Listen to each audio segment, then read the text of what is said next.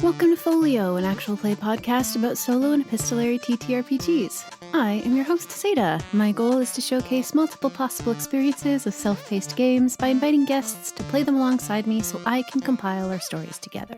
You can support the show financially at patreon.com/foliopod or join as a free member to get access to the bonus podcast feed, which will shortly include alternate playthroughs of this very game. One should be up at the time of posting this episode, and the other will go out later in April.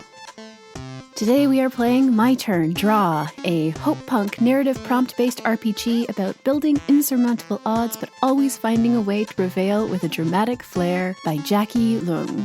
The other duelist of destiny facing off against fate alongside me today is Steph Novak.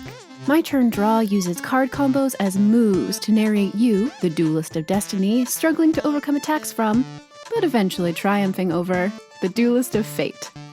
Fate plays the cards against you. If you have a card of exactly the same value in your hand, which are called destiny cards, you can straightforwardly resolve fate's action. As the book says, balance and harmony quell fate, and fate's action against you is perfectly countered. If you don't have a card of the same value, you can attempt to resolve fate's card with a destiny card of higher or lower value, creating more complications, or you can play from a list of other actions, like Resonate, where you play 2 cards from your hand, 2 destiny cards, treating the difference between them as the resolution value, then narrate how you resolve fate with acceptance. I couldn't really wrap my head around the mechanics until I actually played the game, and I fell in love with them. As you'll hear, I actually played it twice in a row, as did Steph. I do want to note that the PDF is labeled as version 0.5, so it might not be the creator's final vision of the game, but even if these are just the bones, oh boy, it is a wonderful skeleton.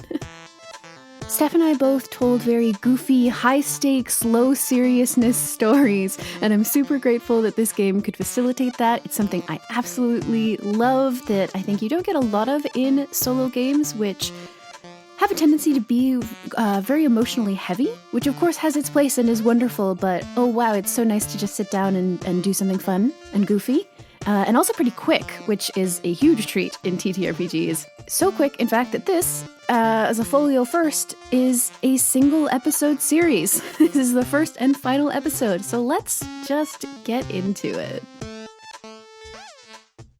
Okay. All right, hey. So, let's play some My Turn, Draw. In what is a first for folio, I just recorded a game of this, and then at the very end realized that I had totally fumbled the ending mechanic in a way that was kind of unrecoverable.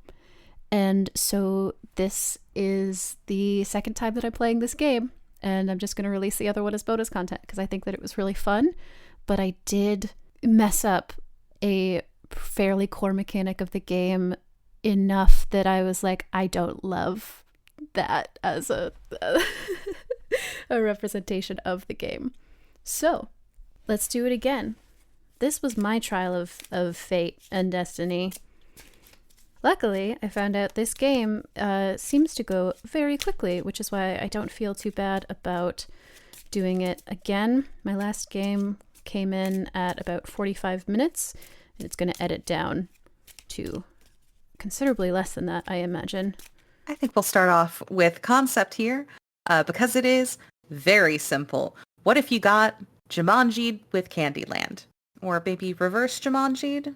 Whatever. Candyland is real now. Let's do setup. And you get through it, as you always do, by drawing cards. So I think that I really found while I was playing the other one that I struggled a bit with not knowing what exactly the game is, that like the form of dueling that I'm doing. So I am going to choose that up front. Obviously, it could just be doing Yu-Gi-Oh! Or serial numbers filed off card monster game. But I think at one point I kind of just had the specific image from Scott Pilgrim of the like Battle of the Bands.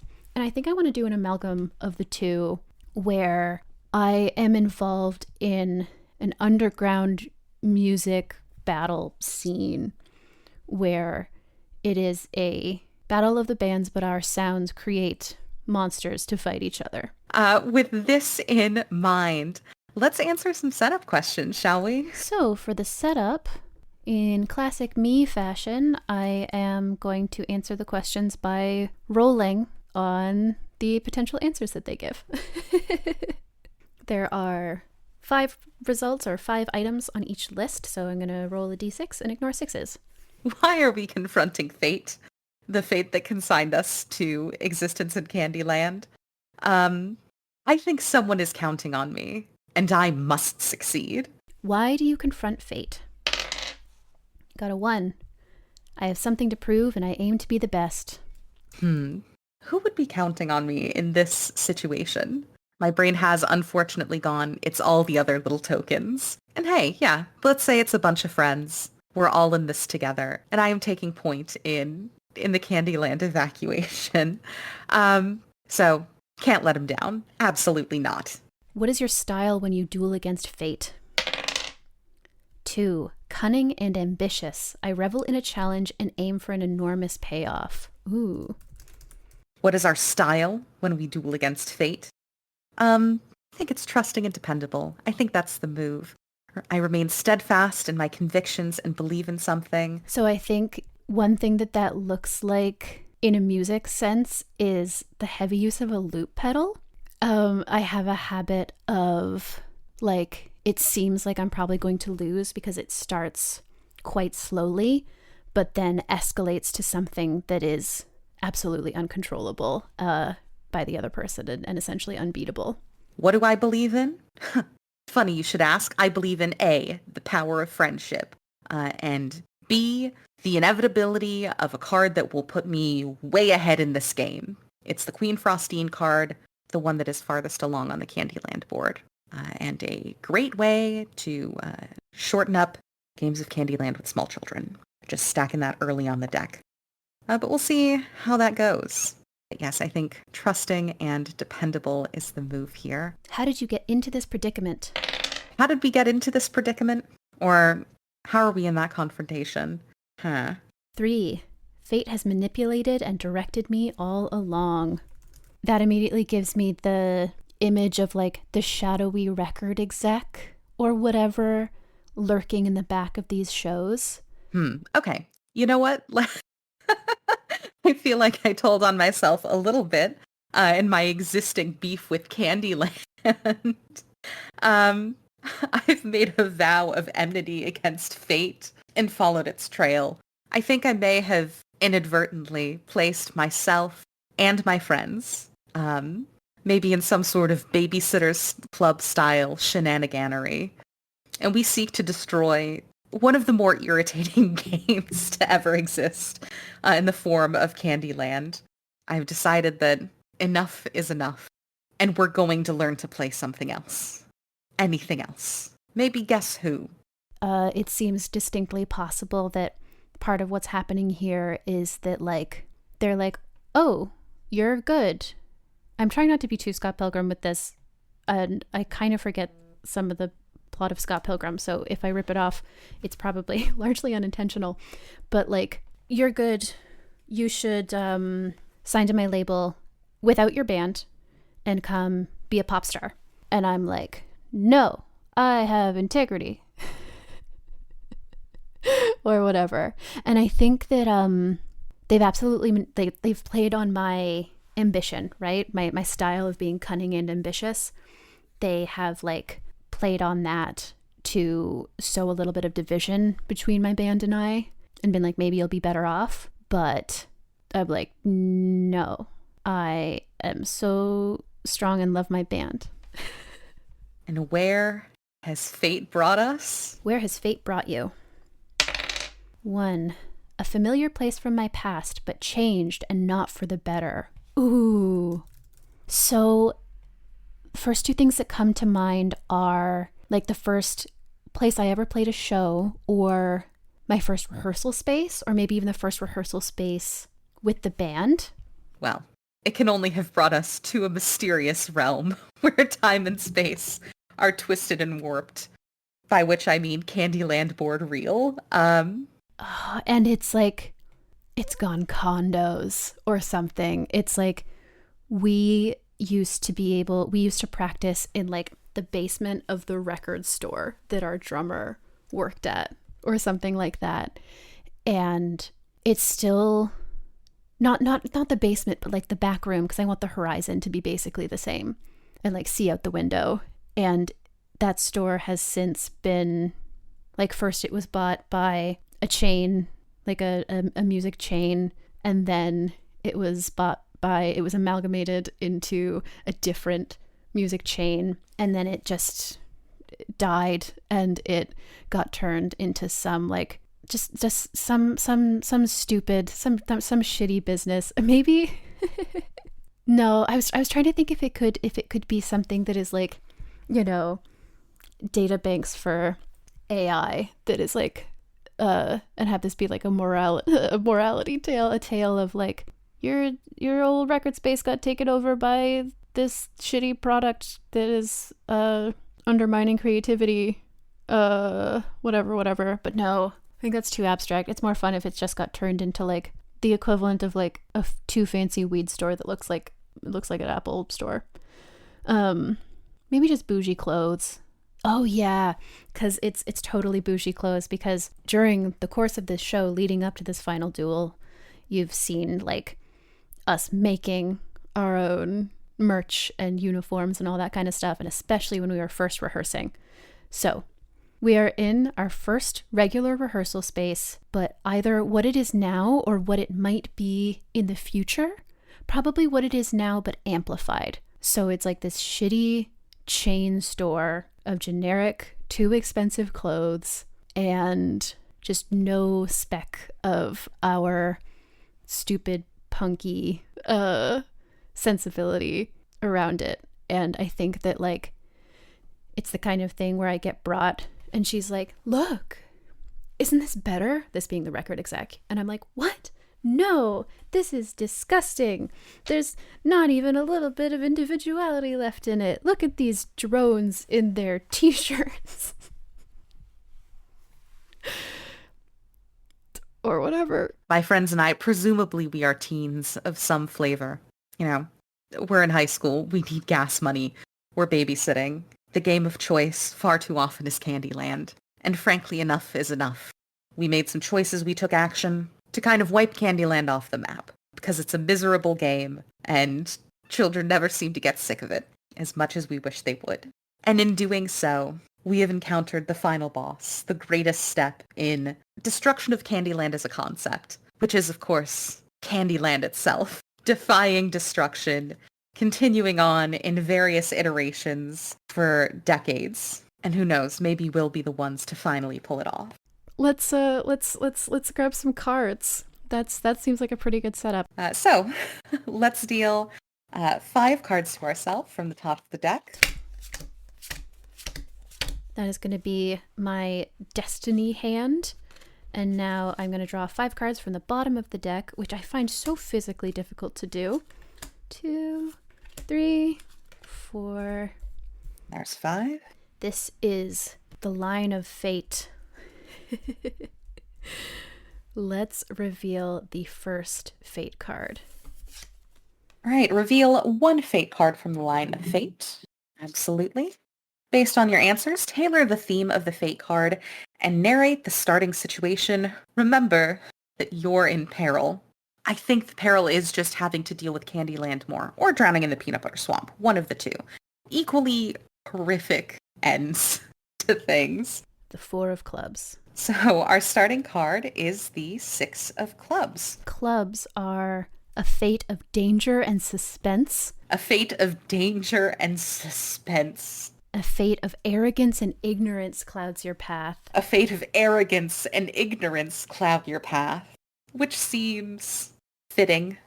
The game utterly devoid of excitement, now suddenly filled with a worthwhile sense of tension and arrogance. And 4 is sort of the most usual answer. Card values from 2 to 9 all get the fate prompt of chains of fate continually seek to bind you. So basically just like fate's going to keep trying to beat you, to keep you down. And I think what this means for the starting thing, I'm thinking danger and suspense, I want to take literally. I get suspended in the air. And I think that the thing that, because I'm in mortal peril, basically. I'm in peril as we start here. and the like arrogance. I can see like the record exec is still trying to convince me to abandon my band for real and join her and come be a famous pop star. Isn't that what you really want? Isn't that what's most important to you? And the thing that's arrogant here is that like I don't counter that in the moment by being like, no, that isn't what's most important to me. I say like, I can get famous without you. I don't need you. We don't need you. And she does like a,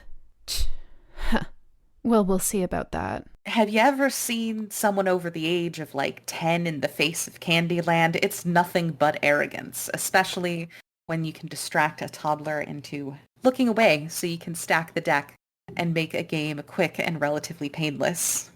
And card value 2 to 9, chains of fate continually seek to bind you. And I think this manifests in our eyes open, my eyes open, and see horror of all horrors, a gingerbread tree before us. Smiling, it's got little jelly bean apples on it. There's Plumpy the gumdrop seated under it, grinning foolishly, happily, joyous to see us. No concept of what we've come here to do our grand undertaking. But that's fine, because we'll get them when they least expect it. Though they might come to expect it, and we'll just keep on trying anyway. It's fine.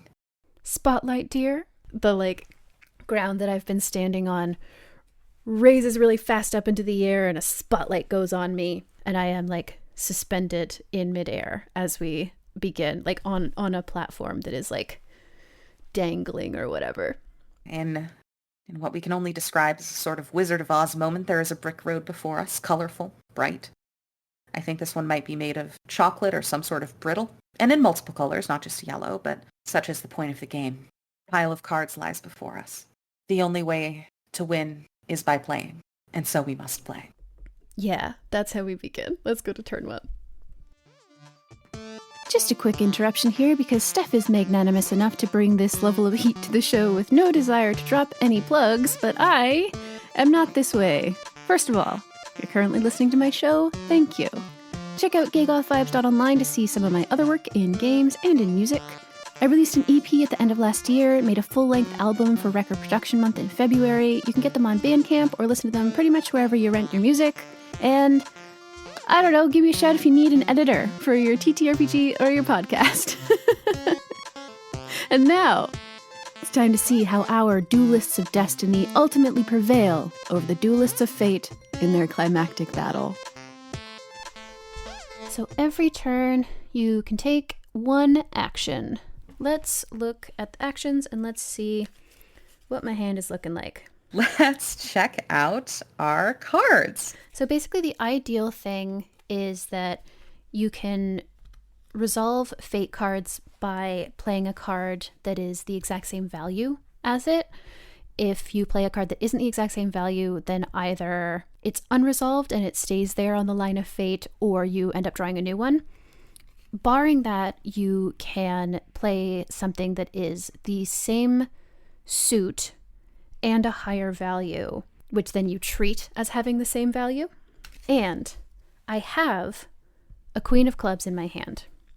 So I could resolve it right away. The other thing I could do, I have two queens. I have the Queen of Clubs and I have the Queen of Hearts. So I could also exceed, which is discard any number of cards with the same value and remove the same amount of face-down fate cards. And that would just kick two of the fate cards out. Because I'm going to want to play that queen because none of my other cards are the same value or suit. And because I know that I'm going to do that, maybe instead the action that I will take is synchronize, which is discard a card from your hand and draw two additional cards from the Destiny deck. You must immediately attempt to resolve a fate card. Narrate how you resolve fate with precise timing. And I am going to discard my 9 of Hearts because that is like, I'm trying to keep something of each suit in my hand because that seems to be helpful, and 9 is sort of the lowest repeat suit I have. So I'm discarding the 9 and I'm drawing 2 more cards to add to my hand. Got a 5 of diamonds and a 10 of diamonds. So I did at least get new suits, which is good because I didn't have any diamonds in my hands before. All right, so we have an ace, a 3, 2 5s, and a king with a 6 in hand. Okay, I think let's synchronize. So I'm going to discard the 3 that I have and draw 2 additional cards from the Destiny deck, which is just the top. So I've drawn also a queen and another king, this time of spades instead of hearts. And then I have to immediately attempt to resolve a fate card, which luckily I can play my Queen of Clubs against Fate's 4 of Clubs, which means that I resolve it. You must immediately attempt to resolve a fate card. Narrate how you resolve fate with precise timing. I do not have a higher club, so I cannot just resolve this scot-free, unfortunately. And if I play below, so if I play either of my 5s, that's a nothing. They would just stay there and I think might add to the line of fate. So I think for the sake of keeping things clean, I'm going to play this Queen of Hearts to resolve this 6 of clubs. Queen of Clubs. Clubs, destiny themes. You use your intellect, you channel unlimited energy into reckless resolution. Your tenacity brings new opportunity. Hearts, I express my emotions. I elicit vulnerability to build a connection. My innocence is pure and steadfast. Big Candyland energy. And a queen is you draw strength from faith in someone. Ooh. And with a queen, I draw strength from faith in someone. That's right, the power of friendship coming in hot and early. So I think the fate in somebody should certainly be my bandmates, right? Or at least one of them. And I think that I can claim this both as using my intellect and tenacious opportunity, that like I am holding on for dear life to this suspended platform. And I guess this room has to be very large, which is fine. It was a back room that was also a warehouse and it's big. Don't worry about it. I think this is a moment of great fortune. I think this is like drawing a double yellow. And I think just for funsies, I think the starting space on which my friends and I are currently located just suddenly turns very springy, like bouncy on a marshmallow, perhaps. And we are all launched 2 yellow spaces over. A significant amount of progress. And land safely. I think we hold hands and do that sort of formation skydiving situation and land beautifully in the midst of the peppermint woods. It's cool. There's a sort of dental hygiene toothpaste energy that really is sort of counteracting everything else that's going on in the space. And frankly, it's refreshing, you know, and the peppermint lumberjack is so tall, it feels like there's really an adult in the room who would want us to brush our teeth, much like we have all wanted our charges to stop playing Candyland, brush their teeth, and go to bed. Please, it's 10 p.m. and you are 5. I think about my band, and I think specifically about a day where we were all talking about like what we're going to do in the future and some like hyping each other up. And someone was like, look, we're going to be so famous, they're going to try and sell this building for $1 billion just because we practiced here. Let's give them something to find. And hid an instrument of some kind like in the ceiling or the walls or something. Like drumsticks would be easy, obviously. Could be like something like a ukulele or something, but I think I like the idea that it's drumsticks. Like it was the drummer, right? Who we practice here because of her. The drummer like hid a pair of her sticks in a panel in the ceiling. And I think about this and I'm like thinking about how strongly she believed then and believes now in what we're doing. And I like strain and struggle I lift myself up on like I'm crawling up the ropes that suspend this platform and holding on as it's swinging wildly. And I get to that thing in the ceiling and there has to be like a moment where I nearly fail. And then I like see her being like, don't give up, you know, friendship power stuff. And I pull those drumsticks out. And because I have the music magic powers, that means I now have a weapon. there's something about drawing a decent card immediately when you play Candyland that gives an incredible sense of hope. Like, maybe this is going to be a really short game. And it is joyous. I drop back down to the platform and start drumming a little beat. And it like warps the air around, and there's like special effects start or whatever to show that I've got powers. My friends and I all look at each other, still holding hands, because of course we are, and murmur to each other, we're doing it. This is so much easier than we thought it was going to be. I mean, to be fair, Candyland is an easy game, but we thought it would really put up some more resistance. I mean, it's like it wants us to win. It's such an easy path. Who would trick us here in this beautiful minty place? The red and the white blending into a soft pink. Nothing could harm us here. Nothing would dare impede our progress or make things more difficult. I say as I draw another fate card into the line. More obstacles in the way. And I'm going to flip the next fate card. And so I'll draw the second card. 7 of diamonds. The Ace of Spades. A fate of stagnation and paralysis, a fate of waste and destruction. A fate of instability and discord, a fate of misfortune and chaos. This fate draws out the worst from you. I think in this moment, I think it is time to turn to the classical villain of Candyland, Lord Licorice, the one and only. Because I've always been kind of under the impression that Lord Licorice, being not a very popular candy, and indeed making you lose turns when you land on his spaces, is also sort of a hater of Candyland in the way that, like, the Grinch hates Whoville, you know? And I think as we wander through the peppermint forest, there is a sudden, herbaceous, slightly bitter, and immediately recognizable smell. We all know it to be Lord Licorice, and he extends a hand. He says, "My friends, it is I, Lord Licorice. I see you have come here with one thing in mind, to destroy Candyland as a concept and a board game, to ensure that you are engaging in intellectually stimulating sorts of board games. I too tire of this saccharine, irritating, colorful sort of pastime. Join hands with me, and we shall decimate Candyland together.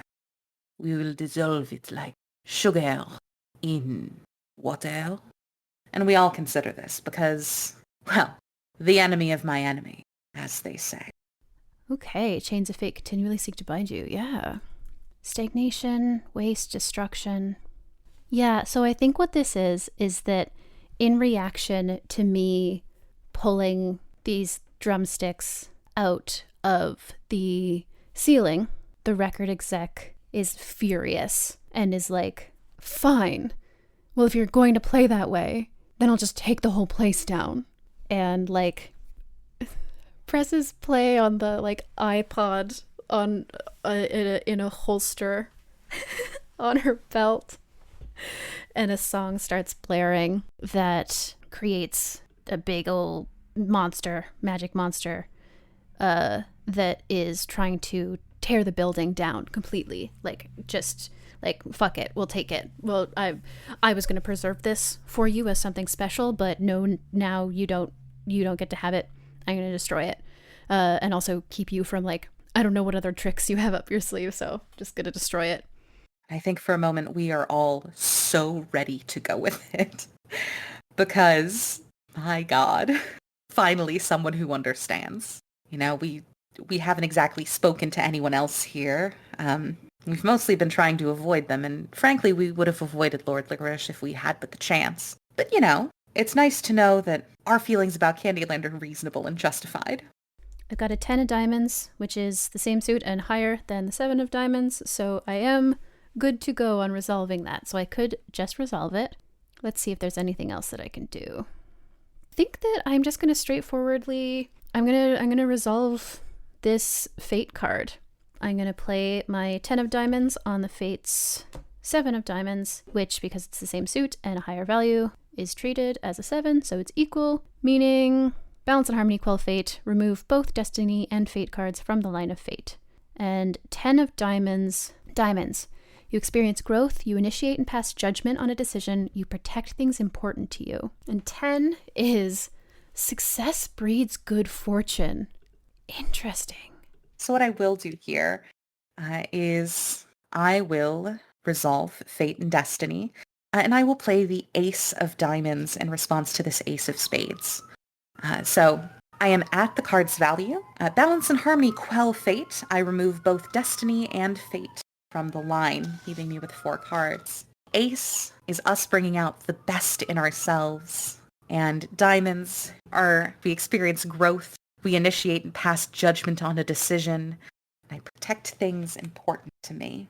That ties really easily into like protecting something that's important to me, right? Like this building that I think probably has like an illusion on it that is making it into this future thing, right? Yeah, I think I want to settle that like before, like at the beginning I said I wasn't sure if this was like a projection of the future or if this was real. And I think it's a projection. I think that right now this building is actually abandoned.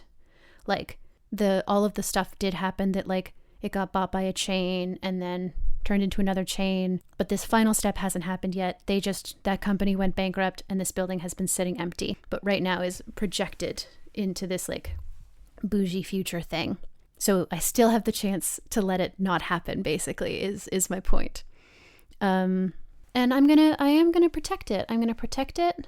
And I think that what success breeds good fortune means here is that like using my drumsticks and my music magic, I defeat the monster, right? Like that's sort of the big action sequence is this monster is trying to just tear this place apart, and I managed to subdue it with my own, like probably much weaker because drums aren't my instrument, but again, I'm leaning into the faith of my friend who's a drummer and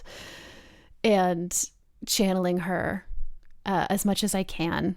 And I imagine there's a callback to earlier in the show, you know, like we had a fight where I was like, this song that we're writing is full of feelings. You shouldn't be playing so hard and fast. It doesn't fit.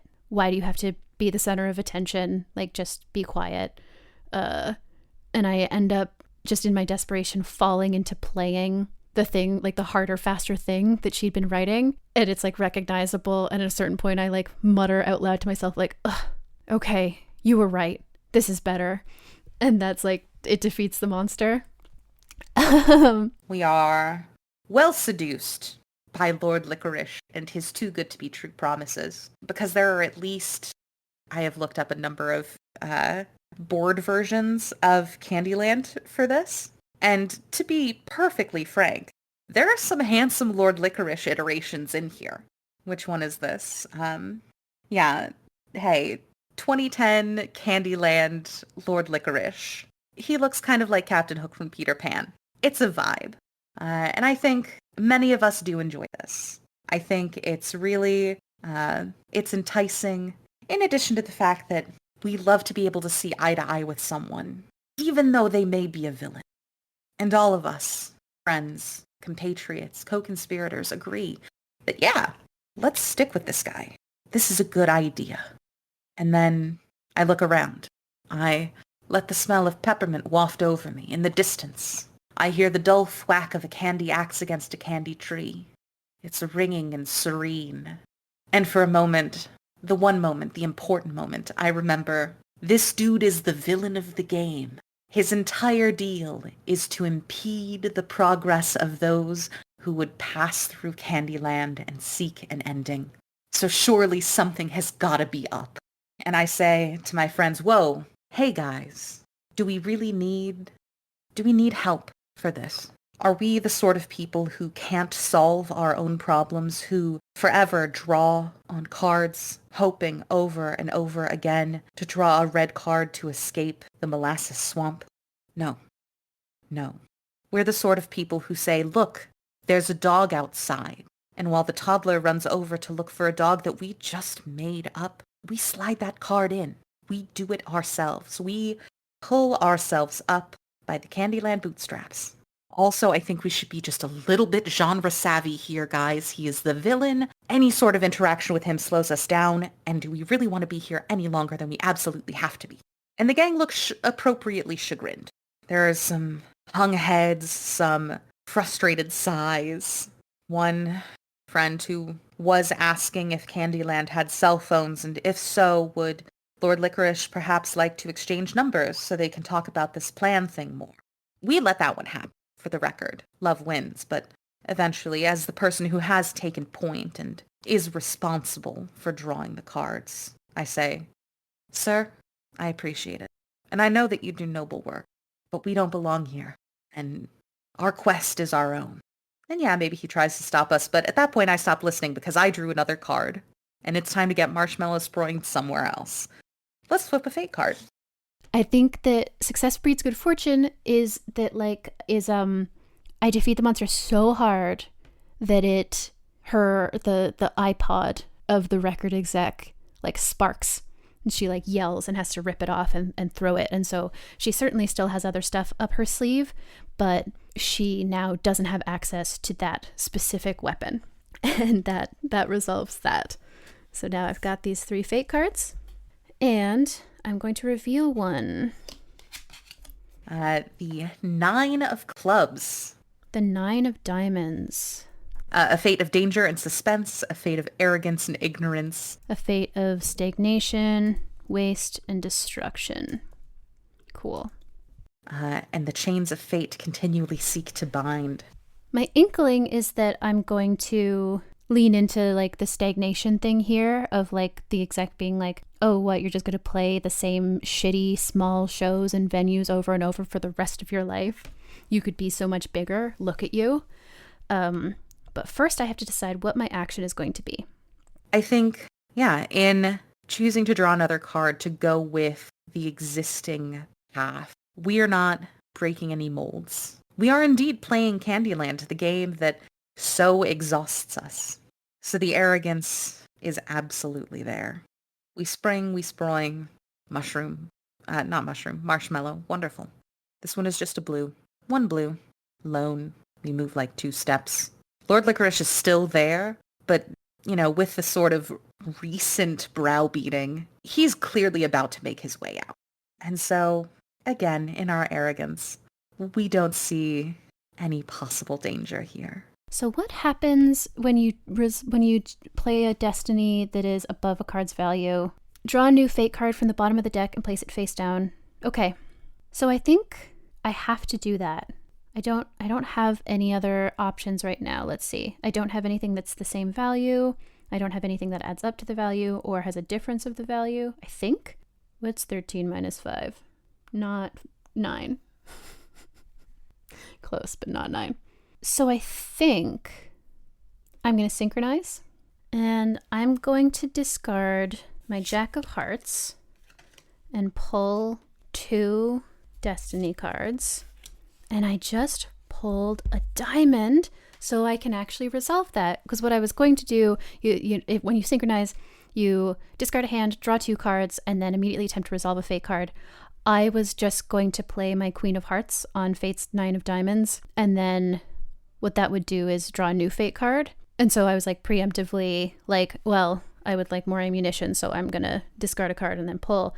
But I pulled a diamond. So I'm just going to resolve it. And I have to talk about how I did it with precise timing. Let's see. Queen of Diamonds. Queen is, again, you draw strength from faith in someone, and diamonds, you experience growth, you initiate and pass judgment on a decision, you protect things important to you. I mean, I'm so glad this is another queen, actually. That is so perfect. That just means that I have to draw strength from another bandmate, right? So, drew strength from the drummer. I think I'm primarily a guitarist and vocalist. So let's throw a bass player. There's probably a bassist and someone who plays keys. Let's make this the person who primarily plays keys, who I'm going to draw strength from. And how do I do that? So what's going on? Yeah, so it's the thing I was saying about the exec with a little bit of desperation now is why are you fighting so hard for this? This really is what you want to preserve? This shithole? You want to linger forever in that part of your life where you were struggling and exhausted, and this band was all you had as an escape from the real world? You have real talent. You could be somebody. You could be a real person. But no, for some reason, you're fighting to keep playing the same shitty, tiny clubs over and over for the rest of your life, always being the local opener to the touring act. Why? Why are you fighting so hard for that when you could be so much more if you just joined me? In the arrogance that every next step will be perfect, we fail to see the crumbling of the road ahead. At this point, I think, what to do. Because I have 2 5s and 2 kings, so I have 2 pairs. I have spades and I have hearts, neither of which are particularly useful for me right now. I could add more, but I'm not particularly inclined to at the moment. So I think what I'll do here is I will just exceed. So discard any number of cards with the same value and remove the same amount of face down fate cards. So I will take the 2 5s out and then remove 2 face down fate cards. Narrate how you resolve fate when things line up. And I think the card gods are merciful. I think the card gods are kind. I think the path is smooth, and more importantly, we have drawn the Queen Frostine card, which again is the farthest you can go in a single pull. And it's good. It's merciful. It's like we stacked the deck ourselves, and indeed we may have. Who's to say if we got sucked into the exact game that we were being forced to play, which had been carefully stacked to ensure that Toddler won, in spite of more competitive natures that we may have. The resolution card says there's experience growth or initiate and pass judgment. I think it's both of those, but I think it's like, so again, I'm drawing strength on somebody, from the keyboardist. And I have a moment of conflict, right? Because she's kind of getting to me. I'm like, yeah, I am tired of doing the same shows, the same competitions over and over again. This isn't the life I dreamed of for myself. I want something more. I want something bigger. And then I think about loading the van after a show, and the keyboard player is like bouncing. She's always bouncing. And I'm loading stuff, and I'm just looking at her, and I'm like, were you playing a different show from us? Because that sucked. And she like laughs and nods, and she's like, yeah, I mean, not a great crowd, not our best set, but you know. And she shrugs like it's obvious. And I like shake my head. I'm like, I don't know. What do you mean? And she's like, oh, well, I mean, I guess it sounds kind of stupid, but I love every show. I'm doing the thing that I love to do. And I love that every show is different. Even though we play here a lot, I always see a new face in the crowd. Or if it's all the same faces, somebody's wearing a new shirt and they love it. You know, they want to talk about it. They want to talk about the show that they got the shirt at. Or somebody got a new job, or somebody got laid off and they need tonight. They're celebrating, or they need the distraction. It's never the same twice. And I love that. It's important to me. And I think it'd be kind of hypocritical of me if it's so important that things be different, then I kind of have to accept that sometimes they'll be bad. And unless I want things to be the same all of the time, realistically, I can't always ask for them to be good and turn out well. So then sometimes it's going to be like tonight. But the important thing is, a lot of them won't be. So I guess it's easy for me. And I'm like grumpy because we just played a shitty show and like a bunch of stuff went, like I broke like 3 guitar strings somehow, which makes no sense. And just, it was terrible. We made no money. And so at the time I'm like grumpy and I can't really accept it. And I think that probably there was a big inciting incident right after that, you know, like big fight. I started to get seduced to the dark side, as it were, with this record exec and experience like partially like the promises of like, what if every show were good, right? What if it was so curated? What if we controlled so many aspects of the show that it was always good? What if you were so popular that everyone in your audience was always there to see you and loved you? And that's appealing to me, right? Especially when I'm struggling with that. The end is now so clearly in sight. Candy Castle. It's waiting for us. And then we realize on second or perhaps third thought, we don't know exactly what we were supposed to do when we got there. Destruction is not a plan. Erasure is not a plan. There were no steps. There was a lot of, we'll figure it out when we get there. But in this moment, it all hits me and I'm like laughing again, like, oh my God, yeah, she was right too. And the exec's like, what do you mean? And I'm just like,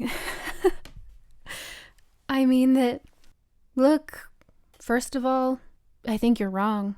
I don't think that this is my life forever or our lives forever. I think we really can do something with this. But you know what? Even if we don't, even if we've already hit the apex, we're at the top of our game and it's never going to get better than this. I mean, fuck. I could do a lot worse, couldn't I? I think it's worth fighting for. I think it's worth preserving. And as some new monster appears, she doesn't have her iPod anymore, so what does she do? I'm just going to go on a tour of like obsolete music technology. She's like slams a CD. Oh my God, she has like a CD holder on her body somehow, and she can like flip it open and pull out a disc, and she like tosses it into a CD player and hits play. Or maybe she even throws another CD at it to hit play for her, which is like scandalous to me because I'm like, that has music on it. You're just throwing it around. You have no respect for the arts. And I think just as a little bit of color at this point, I'm needling her like, come on, you don't even play? And there's like something about who she used to be, right? Like, I'm like, it's in your brochure. You talk about how like you were this big deal guitarist and then you got into production and now you own this company and you won't even play to fight me? You're just going to play recordings? Come on. And she like sneers and she's like, I'm so beyond that.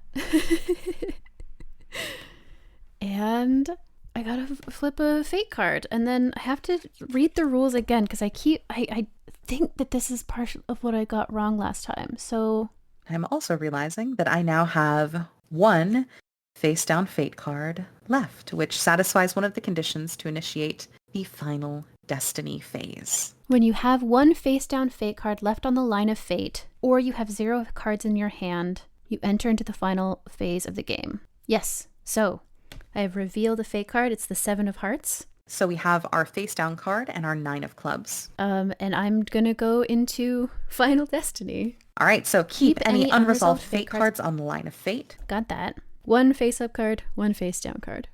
If there are more than 1 face down fate card, nope. Discard any remaining cards in your hand. Bye, friends.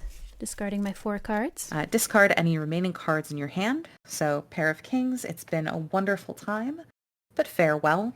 Reveal the last face-down fate card. Use the suit and value along with any unresolved fate cards to narrate your predicament. Reveal the last face-down fate card. Each unresolved fate intensifies the adversity and hardship in the situation. So, that is the Jack of Diamonds. A fate of loneliness and isolation. A fate of betrayal and apathy stalks you. Oh no. It is a 6 of Spades. A fate of instability and discord. A fate of misfortune and chaos consumes you. Diamonds for the final card is stagnation, waste, destruction. So a 6. The chains of fate continue to bind. And a Jack is a big deal, so let's look at that. Trickery and misdirection deter your path. Ooh. We arrive at Candy Castle. It's there. The promised ending, the ending of all plays of Candyland forever. Milton Bradley is never going to know what hit them. I think Milton Bradley owns Candyland. I'm not sure and I'm not inclined to. And then, as the fearless leader, I am obligated to ask, hey, so was there a plan for the destruction of Candyland? Or did we just think if we won, it was we weren't competing against anybody. We know that, right? So what do we do? And at this point, the group dissolves into yelling. So, the final setup here has to pull in the last band member, which I guess is the bass player, we'll say. And this has to be the person who I've had the most contentious relationship with. I think that we jokingly refer to each other as exes because we dated in kindergarten. in that we got married in kindergarten and then divorced that day. And we've always jokingly referred to each other as exes and as divorcees, as divorced from each other. And I think that we have really leaned into that joke a lot as we have alternately and always with incredibly poor timing had feelings for each other. Always when it wouldn't be possible to do anything about it, or just it never felt like it could actually work. And so we just kind of lean into that like, haha, we're divorced type thing. When we have actually been in love. We've been mutually pining for each other for ages. And so I think what happens here is she walks out from behind the record exec and she's like super dressed up. And I stop and I'm like, I need a name for her. I'm just, Macy was what came to mind. Just me like, Macy? And she's like, oh, hey, sorry, I didn't realize I was interrupting anything. I just wanted to return this contract. And hands a piece of paper over to the exec, who sneers and is like, oh, perfect. Well, it looks like I don't need you then. And turns to me and I'm just like stunned. And I'm like, what do you mean?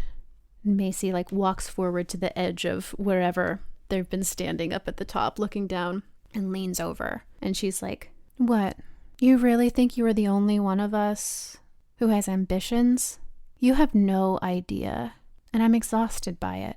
I'm so tired of you and the band, of all of this drama and all of these feelings, all of the fighting.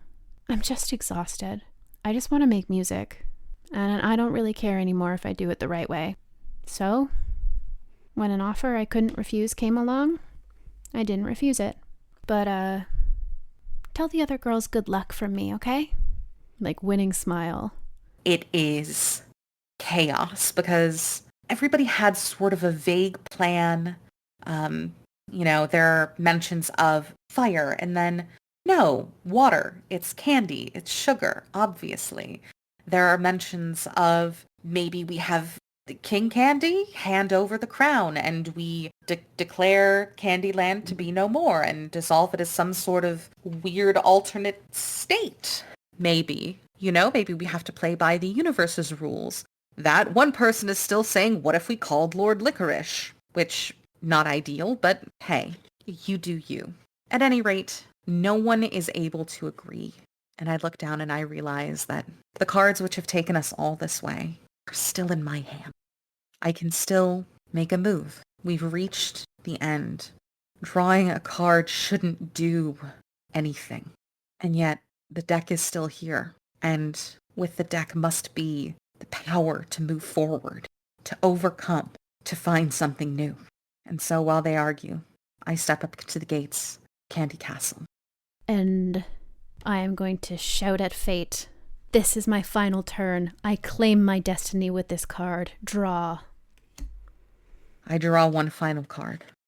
And like Martin Luther nailing the 95 Theses to the door of a Catholic church, I slam that thing on the drawbridge and I say, it's over. We've won. And I play my final card in a thundering echo that hits, what is it? Toffee? I don't know. Hits the toffee drawbridge. I got a 4 of hearts. I'm currently looking at the King of Diamonds. Draw your final card, reveal it in the most dramatic flourish possible. You automatically resolve the final fate card with dramatic reversal. Automatically resolve the final fate card with dramatic reversal. So this resolves the 6 of spades. Use the card's suitor value to guide how to narrate your extraordinary comeback and your triumph in that dire scenario posed by fate. So diamonds, you experience growth, you initiate and pass judgment on a decision, you protect things important to you. So a 4 of hearts. Oh, I wish it had been another queen. Wouldn't that have been perfect? And an otherworldly force or inspiration aids you. So hearts are, you express your emotions, you elicit vulnerability to build a connection, your innocence is pure and steadfast, which is, of course, that's easy. It's like, and I think the thing that's really funny here is that it's so fast. She's like sneering down at me and I take like a trembling step forward and I look up at her and I just go, you don't mean that. And she has this like cruel look on her face and then smiles bigger and goes, "You're right. No, I don't." And like inexplicably like throws off the big jacket that she was wearing and reveals that her bass was strapped to her back the whole time. And like swings it in front of her and turns to face the exec and yells like, "1, 2, 3, go," and starts playing. And then the other two bandmates like burst into the room, and they like, one of them, you know, tosses me my guitar and grabs my drumstick, grabs the drumsticks from me and shoves the guitar into my hands, and we all start playing together to defeat the record exec. And I think in that moment, hand sticky from toffee, the playing card adhering to the door, I look up at what ought to be an ice malt sky with spun sugar clouds. And what I see is a popcorn ceiling, not like the treat, like the sort of hideous plaster situation that plagues some homes. I see faces, large, gigantic, even, round and youthful, toddlers. I hear them laugh. I hear them screech in delight, double yellow, at Queen Frostine. I hear them wail in despair at the concept of a molasses swamp. I hear their enmity for Lord Licorice and his eternal hindering of progress. I hear the thrill of victory as they, like us, arrive at the Candy Castle, but they do not arrive as conquerors, would-be conquerors, but as heroes, having braved every trial, every villain, doing a lot of carrying in the villain sense here. And I see that as I look around at my friends, teens who are too cool to be here, who are here for the paycheck and would rather play Mario Party, the thought comes to me, and I shout it. "Y'all, I don't think we're the target audience for this game." And everyone stops. And she like screams, you know, like, "You fool, I already have your contract." And Macy is like, it's like some stupid legal thing. She's like, "Yeah, I signed it, but not in front of a notary. Did I need a notary?" And the exec like screams like, "Yes, you know, the contract is null and void because it was not done in front of proper legal representation." And she tries her best to summon another monster, but the CD player, like one of the bandmates, the keyboardist, like pops open the CD player and just plunks in like our latest single. She's like, "I like this better." And the exec like just keeps scrabbling to try and find a way to summon her music monster, but can't because she's too scared to play the music herself, and we just keep taking over all of the music players and that kind of thing. And what is the final defeat? They look at me like I'm an idiot, which is fair. I sigh again. What if we didn't play it all and just sort of moderated the siblings doing it? They're 5 and 3. They know what colors are. And a moment of realization, joy, freedom comes over their faces.